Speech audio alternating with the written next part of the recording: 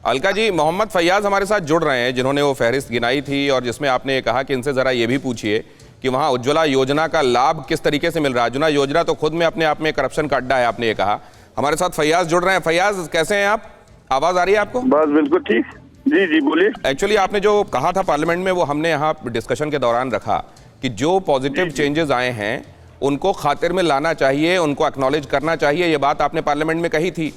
अलका जी ने यहाँ कांग्रेस की तरफ से रिप्रेजेंट करते हुए जो हमसे बात कर रही हैं, उन्होंने ये बात कही कि देखिए वहाँ पर और हालात ख़राब हो गए, बना बनाया वहाँ पे डेमोक्रेटिक सेटअप था, उसको आपने तबाह कर दिया वहाँ पे चीज़ें सुधारने के मामले में। तब मैंने आपकी कही हुई बातें गिनाई कि देखिए एक पीडीपी के सांसद ये सब कह रहे हैं, क्या इसको एक्नॉलेज करेंगे आप? उन्होंने कहा जाइए पहले उनसे ये पूछिए कि उज्ज्वला में कितने लोगों को फायदा मिला है, तो भ्रष्टाचार का अड्डा है। जरा बताएंगे वहाँ तब्दीली क्या आई है 17 महीने में? नहीं, देखिए, जहां तक उन्होंने कहा कि वो जो वहां पे एक डेमोक्रेटिक स्टेप था वो बर्बाद हो गया, वो बिल्कुल सही है, उसमें कोई दो राय है नहीं, पहली बात। दूसरी बात ये है, जहां तक उज्ज्वला स्कीम का या बाकी स्कीमों का फायदा पहुंचाने का जो काम है, देखिए जो चीज होती है उसको कहना चाहिए, चाहे वो कोई भी सरकार करे, उसमें कोई ये कहने में किसी को कोई ये हिचकिचाहट नहीं होनी चाहिए। जहां तक उज्ज्वला स्कीम का सवाल है, मैंने इसलिए वहां पे बताया, देखिए हमारे वहाँ पे जो है वो पहाड़ी बाकी मेहमानों से अनुरोध है, मैं उनको देख रहा हूँ, उनके पास आऊंगा, थोड़ी देर इंतजार करें। अलका जी आपको भी और अवनीश जी आपको भी। जी कहिए फैयाज, हेलो। तो पूरी कीजिए बात। वो तकरीबन उसका फायदा वहाँ के लोगों को पहुंचा। हाल ही में अभी मैं आपको बताऊं, जो अभी आयुष्मान भारत की एक स्कीम लागू की गई, जिसमें हमारे स्टेट में हर एक, चाहे वो कोई करोड़पति है या कोई गरीब है, सबको मिलेगा 5 लाख तक का वो जो कार्ड, गोल्डन कार्ड मिलेगा, उससे हर एक को फायदा। देखिए इसको कहने में आपको कोई झिझक नहीं आनी चाहिए। जो चीज हो रहा है उसको कहना चाहिए, जो चीज गलत हो रहा है उसको भी कहना चाहिए। तो डेमोक्रेटिक सेटअप कैसे तबाह हो गया आपके हिसाब से? देखिए मैं बताऊंगा। जहां तक सवाल है जो अलका जी ने कहा, आप वहां पे अभी जब पंचायत का इलेक्शन हुआ, वहां पे डीडीसी का इलेक्शन हुआ, बीडीसी का इलेक्शन हुआ, असेंबली इलेक्शन नहीं हुआ।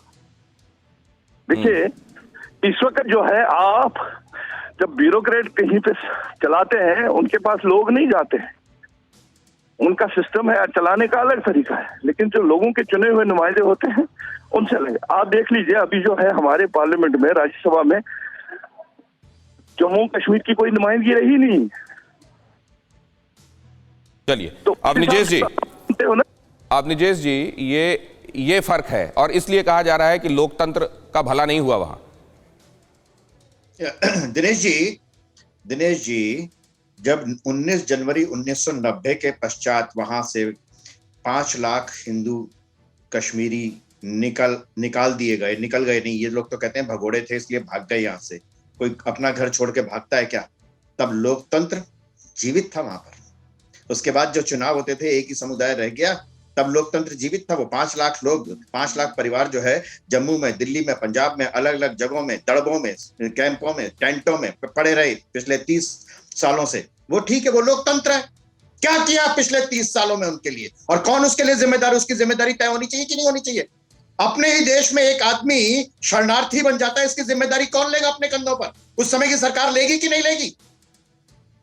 अरे विपक्ष को, मैं कहता हूं कि विपक्ष को विरोध करने का हक है, लेकिन लोकतंत्र में विपक्ष को सामने विकल्प भी रखना चाहिए कि ये नहीं, ये होना चाहिए।